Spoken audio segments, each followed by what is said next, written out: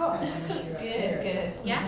Okay, well, we have the thumbs up from Bob. Welcome everyone to the first Women in Business panel discussion. According to Wikipedia, which of course are great reference, the phrase women in business covers the history of women participating in leadership roles in commerce. Women have been involved in business for centuries. One of my great memories is in Gone with the Wind, when Scarlett O'Hara goes and she's running that lumber mill. Do you remember that part of Gone with the Wind? Yes. No? Yes, some of you guys do. So we've been around for a long time and running businesses, although we've perhaps moved from behind the scenes to more of a forefront role. This event kicks off the first day of a week-long series of events here at New Mexico State University, Alamogordo. There's flyers on the tables with more information for the other events that are the other days. There's going to be an event every day around lunchtime for the next 3 days. So please feel free to take this with you and encourage others to come to the other events. Today's event is designed to be a fun, informal way to share the stories and wisdom of our local women, as well as a platform that will inspire others through their struggles and victories. I'm Sierra Duran. I'm the director of the Small Business Development Center here at NMSU-A, and I'm pleased to moderate our panel discussion. To get started, let's introduce each of our panel members. Today we have with us, starting at my right, Joan Griggs, Cache Prescott, Amber Olson, and Renee Canton. I'd like to ask each of you to provide a brief information about your current position and the background. Joan, can we start with you? Well, I happily work here at NMSU Alamogordo, and I'm in charge of the non-credit classes, so community education, professional development, that sort of thing. Hi, I'm Cache Prescott, and I have a small business called Virtual Cache, in which I work out of my home. I'm a military spouse, so I needed something that I would be able to travel with. And what I do is provide virtual business support services to other small business owners, and I specialize in HR support services. I'm Amber Olson, recently moved here from Las Vegas, Nevada, where I did all of the internal communications for MGM Grand, so that was communicating to around 11,000 employees daily. In addition, I did all of the social media for the City of Las Vegas Tourism Department, so that's their Facebook, YouTube, Twitter pages. And moving here, there wasn't a lot of opportunity, so I started my own business called Olson Communications, where I do social media, communications, newsletter type things, voiceovers for commercials and ads, and some marketing work as well. Hi, I'm Renee Canton. I'm the city clerk. I've been in local government for 13 years. And before I was city clerk here in Alamogordo, I worked for the Village of Columbus as the clerk treasurer, basically city manager there. As the city clerk, a lot of people don't really know what a city clerk does. I'm not an elected position. I'm appointed by the city manager. I do things like the business registrations and special licenses and carnival license and liquor licenses. City commission support. I handle the commission meetings and schedule them, administer them, and also the city elections. I work closely with the county clerk. And many other things. You know, my office is the historian for the city, so we keep all the permanent records all the way back from 1916, 1912, all the ordinances, which are laws and resolutions and things like that. Thank you, ladies. Let's go ahead and get started on our questions. The first question is for Joan. Joan, our upbringing plays a significant role in our lives. Where did you grow up? What role models did you have, if any, and how were you influenced by them? Well, I grew up in Fayetteville, Arkansas, the Razorbacks, and my dad was a university professor. He taught voice and opera, and so that's probably the first person that I would bring up, is that he welcomed me into his studio and onto his stage, even as a really young child, just as someone who, this was my normal everyday life, was being on a campus and in the middle of really high level thinking and art. The art department and the architecture department were both in the same building. And so I was just free as a kid. I don't think you do that anymore, but as a young child, I was just free to walk through the art gallery. I was free to play any of the instruments. I was free to walk through the architecture department. And so all of that just gave me an idea that was much bigger than I would have gotten just at home or at school. And then I would mention my mother. She was a piano teacher, so you're not surprised to hear two musicians got together. And she had a studio at home. And so she was my immediate role model of a woman who had both a business, which she was the primary piano teacher in town outside of the university. And she managed it very smoothly. It was just part of normal everyday life for students to be downstairs in her studio.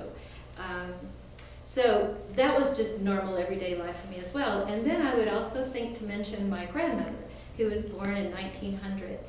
And when my mother, who was the oldest of 4 children, was 5, my grandfather died. So my grandmother, at a very young age, was left with 4 children under the age of 6. And she was already, had taught in some of the rural schools. This was all in White Oaks, kind of the area, Ancho, White Oaks, that area. And so she went back to school and became a teacher with certification. And one of the things that I most remember about this very strong woman is that when my mom was ready for junior high, they moved to Roswell. At that time, my grandmother was able to go to the bank. I think this was very remarkable and interesting that this happened. But she was able to get a loan, and she bought property, and she subdivided it, and she built houses, and she did a garden. And all of this with 4 young children. I mean, it was tough, but she did it. And these were just the people that I knew, and that was just how things could be, should be. You took care of yourself, you managed your money, you worked, but you also had a family. So those were my early role models, and I think really strong and good. I could go on and on, but anyway, those are 3 that I think to bring up. Thank you, Joe. The next question is for Cache. Cache, you're a business owner, a mom, and a wife. What do you believe was your biggest challenge in getting to where you are today? I think there were a few things, but the number one thing was trying to make time for it all. When you go into any venture, whether it be taking care of your kids or being a spouse to someone or going into business, you want to make sure you give your all in each of those areas. And sometimes some areas take more of your attention than others. And there were times where business took over. This kind of took over. I was consumed by it. I found myself, in our free moments when we were having family time, I would be on my laptop, on the computer during family time doing business stuff. And so I had to kind of reassess things and really take a step back and separate some of those things. Another area that was a challenge for me when I first began, and I'm still kind of working through it now, is choosing my niche. When I came into this, I was of the mindset that I'm a pretty awesome person, I think, and I can do just about anything, which is well and true. Right on. But I didn't want to be a jack of all trades and master of none, and that's what I was. I guess that's the message that I was delivering to people when I said, "Hey, I can do it all," just kind of going and juggling all the balls, and they're like, "Okay, but what is it that you do?"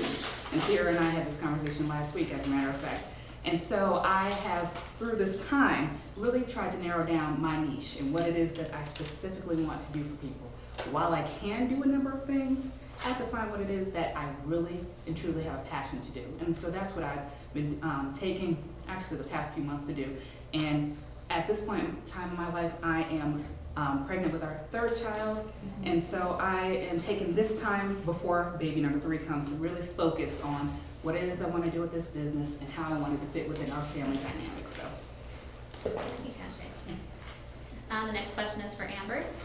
Amber, both career women and those in business have faced many obstacles in the past decades. Women in the workforce have battled glass ceilings, unequal pay for equal production, undeserved stereotypical barriers, and others. What do you believe to be your biggest challenge and the challenge of other women still today? I think just along the same lines as the other ladies were talking about, it is finding that work-life balance. And, you know, even though we don't have children yet, we moved to Alamogordo knowing that this is where we're going to settle down and be for a while, and eventually want to start a family. So moving here, just finding that career that would allow me to be a little bit more flexible and to do the things that I enjoy.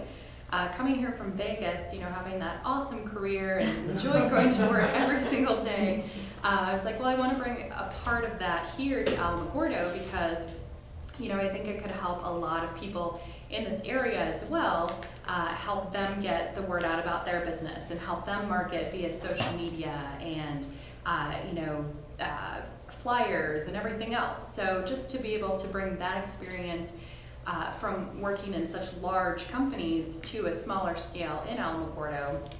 And I think the other challenge is not just for women, but for people in general who want to start up a business or want to spread the word about their business, is just finding your audience. Because if you're sending the message out about your product to everyone and spending thousands of marketing dollars just shooting the message out about a certain product or service, well, you may catch a person here or there, but unless you truly know who your audience is that you are specifically targeting your product or service to, that's when your marketing dollars actually will benefit your company as a result of your research ahead of time. So, Thank you.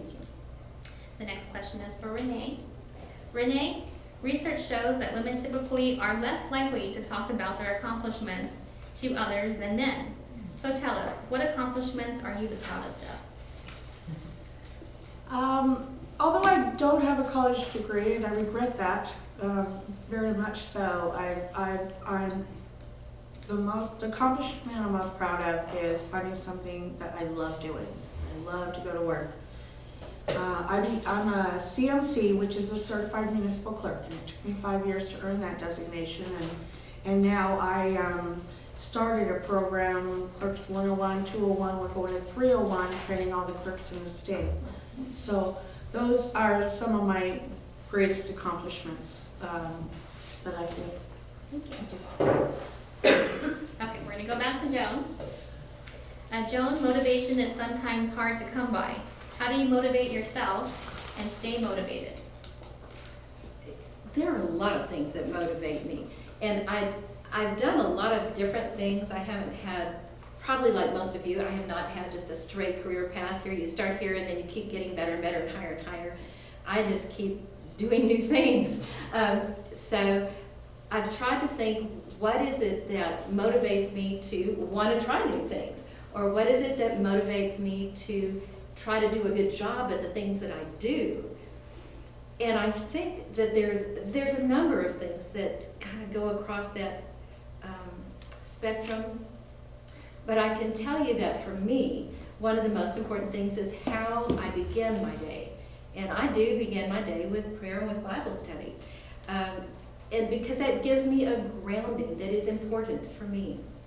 But the other thing that I would say that I find important, just no matter what it is that I'm doing, is to take time to find something that is beautiful.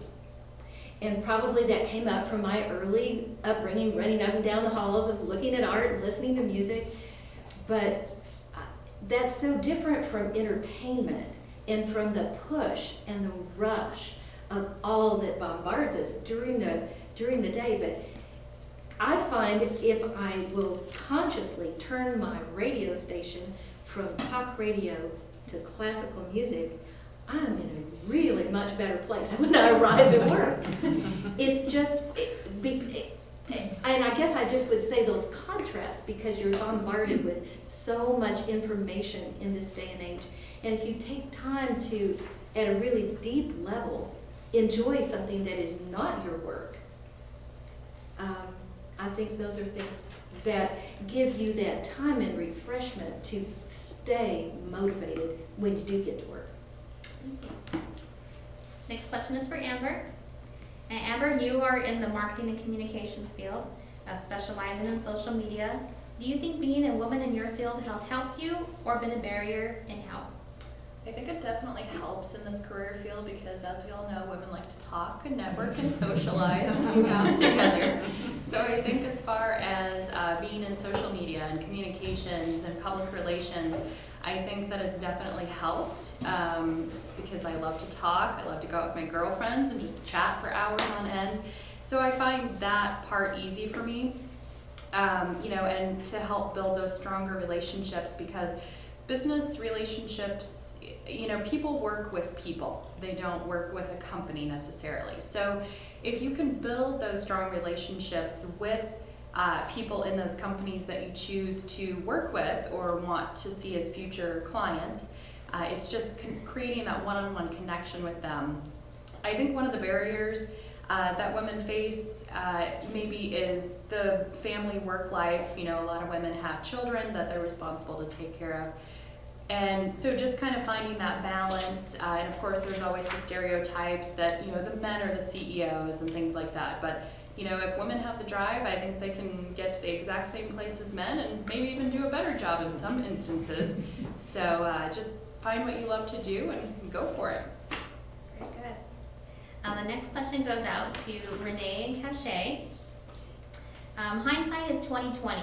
If you had to start over from scratch, knowing what you know now, what would you do differently? Go Want me to start? Take the floor. Okay, I'll start it out.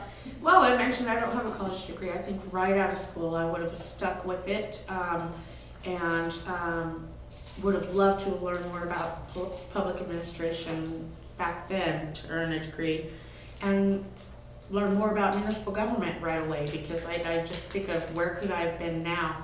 And I would have been probably able to deal with the politics that I deal with every day a little better through some of that. But I wouldn't give where I am and how I got here today up at all, but if I could start over, I'd definitely stick with the education. And to piggyback on the education factor, I did go to college, and I also have 2 master's degrees, but none of them are specifically in HR, which is the area that I love to work in. And I wish I had known then more about HR. I didn't know anything about the field when I got my bachelor's. When I went into college, I just knew I was going to be a computer science major. Yeah, no, not really. I came out with social science degrees for all 3 of my degrees. And the closest degree that I have to it is industrial organizational psychology, which is psychology of the workplace. But had I known better, or had I known more about the field, I would have definitely gotten my degree in HR, because it really does help. And it really gives you the foundation that you need. I have some work experience in the area, of course, which does help, of course. But people like to see those degrees sometimes. And in the times when I was doing my job search and was looking for positions in HR, people just didn't necessarily give me any a second thought, because I didn't specifically have the degree in HR, or I didn't have the amount of years of experience they were looking for. And I'm like, well, how can I get the experience if you won't give me the job? But they don't care to hear that. So yeah, it's a vicious cycle. So I wish I'd known more about HR then to pursue it then. And also when I first started my business, I jumped in just kind of blind, and just like, whoa, okay, let's just do this. I had a friend of mine that jumped into the world of virtual assistants, and I've been thinking about it for a number of years before that, but then I just kind of was like, just kind of stayed away from it. I saw her do it. It gave me the motivation to go ahead and jump in, but I jumped in blindly. I didn't have a business plan. I didn't do the research on my target market. I didn't do the research on anything. I was just kind of like, I know how to do this. I'm going to do this. Had I known better, I would have done the business plan at that point in time, because it really does serve as a blueprint for what your future will be. And Amber made the point of the marketing and not putting frivolously spending your money on marketing efforts that don't work for you. Had I done a business plan, I would have been able to focus on the people that I needed to focus on my target market, focus on the people that would have been within the specific niche that I was working in. So it took a little bit of floundering, for sure, but I definitely found my footing. But I could have done that much earlier had I done the footwork and done the business plan then. Thank you. Okay, the next question goes out. Could I add one thing sure. there? I just think the coolest statement I have heard this past year, and it has just caused a paradigm change for me, is this: don't believe everything you think. You grow up thinking certain things and you don't challenge them. And for me, I will tell you what, I started working out. Who knew that you do not have to degenerate as you get old? I just thought, who knew? I did not know that because my role models, wonderful as they were and as helpful as they were in my development, I didn't know that. Older women just got old and wore navy blue dresses with white polka dots. I did not know there were options. And so anyway, I would just say that in lots of ways, don't believe everything you think, because what you think may be based on things that have no real basis in reality. So anyway, I just wanted to add that because it's been so cool for me. So no polka dotted navy blue dresses for you then? You know, I said some really cute things, but I can't go there. I just cannot go there. Thank you, Joe. Okay, the next question goes out to Cache and Amber. A lot happens over the course of a year. What's the most important business or personal discovery you've made in the past year? I think for me, it would just be, moving to a different environment, a more close-knit community, which has been excellent for us. It gives us a chance, my husband and I, a chance to slow down a little bit and, enjoy the outdoors and, just kind of get more involved in the community. And I think the biggest challenge for me was just learning how to take the experience that I've had over the past 10 years in communications and marketing and social media and turn it into my own thing. And just kind of learn what that looks like and how to go about doing that and how to market it to people, which specific businesses may be interested in taking that step. And so just translating it into something slightly different. And one way that I've really helped learn, one way that I've learned a lot and have gotten to know a lot of people in this community is just by getting involved. So 4 days after I moved here, I went to a chamber event, and that's when I got my first client. And so I continued to go to that. I joined Leadership Otero. So I've been here 5 months, and I'm already involved in a ton of different organizations in the community, and it's excellent networking. And I've met so many wonderful people, and I'm just having a great time. For me, I have learned the value of a well-placed no. I have learned to say no to things. I have a tendency to think that I'm Superwoman and think that I can do anything and everything, and I can. But it does get to a point where some things do suffer, and you also have to know what you're willing to deal with and what you're not willing to deal with, who you're willing to work with, who you're not willing to work with, and what you're willing to do for them. When I first started in business, of course, I just wanted to get clients and I wanted to get work and I wanted to make money. And, so I might have taken on some clients that weren't the best fit for me, or I wasn't the best fit for them. And, it took me some time to realize that sometimes you just have to say no. Sometimes you are just not going to be a love connection, and that's okay. You have to think of the client relationship as kind of like a marriage or any relationship. You kind of date each other, you court each other, you kind of figure out, whether it's going to be a fit or not. And it's okay if it's not a fit. Every client is not going to be a fit for me, and I'm not going to be a fit for every client. And it took me some time to kind of figure that out because I was just like, oh, okay, why is this not working? Because I thought I was supposed to be a fit for everyone. And that's not necessarily the case. So I have learned when I see the signs that it's probably not going to be a good fit for both of us, just say, hey, no, this is not going to work, but I can refer you to such and such, somebody else that can better help you or better assist you. And I found that in doing those things, saying no to people that may not be a good fit for me, or saying no to work that may not be a good fit for me, it's made me happier in doing the work that I enjoy doing. Because, when you take on tasks that you're not really that crazy about, or that you don't really enjoy, it starts to wear on you. And that's what was happening to me. I was just kind of like, I was doing it, but I wasn't enjoying it. And I didn't go into business on my own to do work that I didn't enjoy. So by learning to say no, things have been a lot better for me. And I just want to add one thing to that too, because there's certain times people will come to me and be like, do you do HR services? And you can say, well, no, I don't, but I can refer you to Cache. So it's just one of those things where if you're building those relationships and what other people in the community are doing and what they can do, then you can make recommendations based on someone that you know personally, have that professional relationship with. Thank you. Okay, we're almost done. I have a few more questions. The next question is for Joan. You talked about multi-generations in your family of business women. If you could tell the next generation of women in business one thing, what would it be?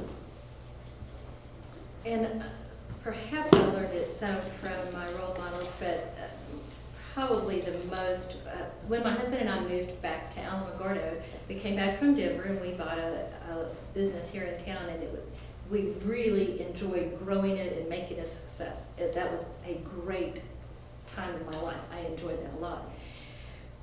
But when you're in serious business and big business, I mean, big for my point of view anyway, we had quite a number of employees and worked with everyone in town. And one of the things that I think I would tell women in business is that you will learn things about people you wish you didn't know. It's like seeing a picture you wish you could have seen. You can't unsee it, you can't unknow those things. And so, particularly for women, I think it is important that they know that there will be those folks who are unattractive, unethical, and you should not be dismayed. That is not something that's not going to occur. And I think instead, your response to it, that's where you can be uniquely a woman, I think in particular. And so I would say, for one thing, be generous. It's not really true that the customer is always right, but if you start from that point of view, you can at least come part way toward feeling that you can come to a good resolution. But at least to be generous. And then in general too, be generous with your employees. I think that also is really important. I will tell you, we sold our business to our employees. So I think that those are good things to go to work with that idea. I would also say to be gracious. However unattractive that person sitting across the desk from you is, and I don't mean physically, I just mean in their demeanor, it is equally unattractive for you to respond in kind. And it is worse as a woman to respond that way. I just maintain that. I don't know if you all feel that way, but I do believe that. Just having worked with both men and women a lot, it is worse when a woman is ungracious. And then I would pick up on something that Cachet had to say. I found this particularly in education, is to specialize. And I think you would probably all agree, like Renee with her certification, find something that's very narrow that you do very well. Absolutely. And that makes you invaluable. For me, I got my master's in working with severe profound children and working with visually impaired. And either people needed me and they would hire me as a consultant, whatever my charge was, or they didn't need me at all, which I understood. But just having a specialization, and that's a pretty narrow field in the field of education, but I think it works equally well, and I think you would probably all be able to respond to that. It makes you more valuable. And just know that specialization well enough that you could, at any time, for instance, I've got a gal in my office, and I want her specialization to be Survey Monkey. By George, she knows that, and I do not. I want her, and she is doing it right this minute as we speak, sending out surveys to people as we end our community education classes. We're going to try to do it online as opposed to paper. But I want her to be so good at it, she could tell anybody at the drop of a hat how to do it and how to get those results back. So specialization, I really believe that is absolutely key. I absolutely agree with So that. let everybody respond, because I think that would be kind of a cool thing to find out. And the last question does go out to all our panel members. If you could tell other women in business one thing, what would it be? Do you have anything else to add to that, Joan? I think for women in business, be gracious. Do not ruin it for the next generation of women.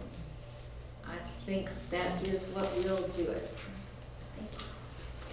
I would say to have faith in your abilities. It's easy for you to look at what other people are doing and easily get discouraged, but you don't really know what their backstories are. You don't know the struggles they've been through. You don't know what's going on their end. You only know what they put out for you to see. And if you don't have faith in your own abilities, how do you expect anyone else to believe in what you can do? If you can't put yourself out there and say, hey, I'm an expert in blah, blah, blah, blah, blah, I can do this for you, I can get the job done, how are you going to expect someone to come to you and say, well, can you do this job for me? If they see that you're unsure of yourself, they're going to be like, oh, okay, I'm not going to put my money into that. I'm not going to spend my money. But if you come across as confident and show that you have the ability and the know-how, then you're going to have people just coming to you and people referring people to you, and that's going to build your clientele, word of mouth. So I would definitely just say have faith in your abilities. I would just say find something that you really like to do and make that your focus. For me, that is networking and talking with people and that kind of thing. So I'm making that my focus. And whether or not you decide to start a business around that, it could be something that you do for a hobby. If you love planes and love to build airplanes, whether or not you start up a small plane building business and sell them to kids or just do it for a hobby, just find something that you enjoy doing and just stick with that and you will be happy. I totally agree with all the comments. I would say another thing would be don't be too resistant or afraid of change. And don't stick where you're not happy, because you can find the job you love doing, no matter what it may be, having your own business or working in any that's already here where you might grow. You also want to be a part of making a difference in your community. Get out there, because it's self-rewarding. And I also wanted to make sure to say you're only as strong as the employees behind you. So if you have a staff, it's important to have that backing, and that takes a lot of good communication, appreciation. Everybody wants to feel appreciated, and you need to also do that with your employees. Thank you. Any last comments from any of our panel members? No? Okay. Well, that's all the time that we have today. I want to thank each and one of our panel members for taking time out of their day to participate in this event. I also want to thank you, the audience, for attending. I appreciate you guys coming. Like I said, we have some chips, snacks, and stuff in the back. Can you still ask some questions? Yes. Yeah. Before they're leaving, I don't know. Okay. You managed. No, wait. You mentioned that it's really hard to manage the time between family, business, and all of that. So I have a really hard time with that as well. And I intend to do everything at once. Yes. So I just wonder if there are ways, like software, that helps me to manage programs that manage my time, how to track or manage my customers and things like that. Because I have lots of paper stacked on my office desk. Absolutely. I believe in automation in the workplace. That has been the best thing that's worked for me. One thing that I use, I'm a list person. I have a list for my lists. And so one thing that I use is something called Workflowy, where you can create your kind of things to do list, but you can also break it down for each of the tasks. Mm-hmm. And that helps me because I have so many things going on in one day that I just have to have the work list. So, I go through the tasks each day to cross everything off. At the end of the night, I do my brain dump for the next day, just so I can go into the next day knowing exactly what it is that I need to get done for that day. But there are a number of software that you could use for time management. I'm sure some of these ladies have used a number of things, but me, I'm just a list girl. I also have a Excel spreadsheet where I have kind of a visual aid, colors and blocks and everything for each day for the things I have to get done for the day and the things I have to do for my clients, so that I'm not letting anything kind of fall through the cracks, because it's easy to let things fall through the cracks. And for Outlook, I have a folder, the client to do folder, so I have a number of ways where I'm just like making sure my I's are dotted and my T's are crossed, because there's just not enough hours in the day. But I mean, you have to make sure that it gets done, especially if you are doing other people's work. You have to make sure you get it done. But I have also, as far as time management goes, put limits on things. I now do not work in the evenings. Once I have gotten my child from school and, you know, I start to make dinner, no more work in the evenings. On the weekends, I'm getting better about that, but I used to work like the whole weekend straight. Now I might do maybe some work on Saturday or maybe some work on Sunday, but I'm trying to get to the point where I am doing less on the weekends and really focusing on my family. And the art of delegation, I cannot stress enough. A lot of small business owners do not delegate because they don't think they have the money to do it, but you can't afford not to. You have to bring in help sometimes and outsource certain things to people just so you can focus on your passion. I have a friend of mine that she used to work for me when we were working at a university, and she was a great admin assistant. So this is a person that if I need someone to, you know, respond to emails or to schedule my social media, I have no problem sending that her way. So it can free up some of my time to focus on the things I need to do, which is the client's work. So those are some of the things I try to put in place. You know, I'm a work in progress though. So. Do you have one more question? Oh, I was just gonna ask, because I came in late, I didn't know everybody and what they did. Because your name is Renee Kent? Yes, I'm the city clerk. I handle the elections and everything. And y'all brought business cards, or, Yes. okay, good, and I'll grab those. Thank you. Since we're wrapping up, I want to be cognizant of everybody's time. Feel free to stay afterwards and mingle with our panel members and ask them I have one more questions. question. I'm sorry. Okay, go ahead, one last question. Thanks. This goes out to Amber. Especially when you get started with a small business, and around here I'm talking small, Right.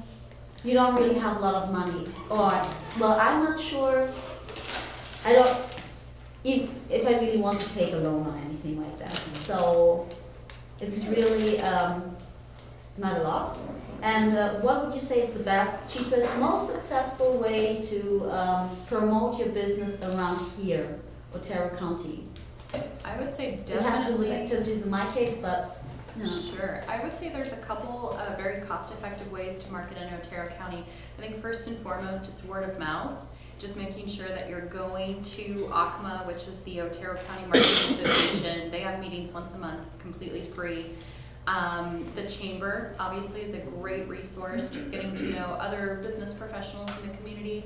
And then of course, social media is another very cost-effective way to, you know, promote specials or services and just interact with your client base without spending a lot of money on print or TV or things like that right away.